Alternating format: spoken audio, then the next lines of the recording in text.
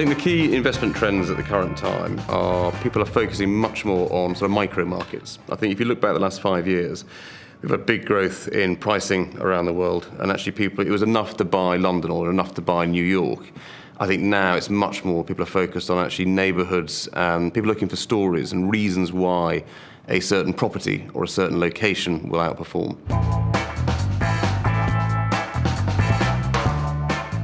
We need to be very mindful of the quality of what we buy. So today, many asset classes, are struggling. Real estate is still doing relatively well. You have to be careful about what types of risks you take for your client.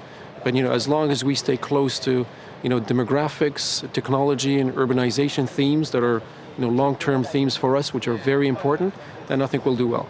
In terms of how investment is changing in terms of asset classes, I think there's no doubt that people are looking at alternative sectors, particularly income-producing uses. On the residential side, I think the PRS, the private rental sector, student housing, and also service departments are much higher on the agenda than they were a few years ago.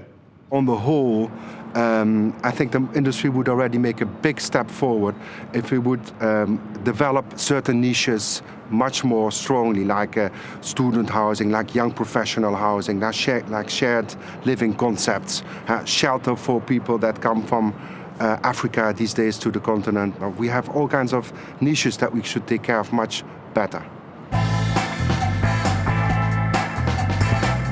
Depending on where you are in Europe, residential investments are either mainstream, that's the case in Switzerland, in the Netherlands, to some extent in France and Germany, and it's a nascent or just emerging asset class in, say, the UK, for example. We're very conscious that we don't really have a pan-European residential market like, multifamily in the US, for example. We're focusing on cities where, we have a dysfunctioning residential market that we can, hopefully try to help fix.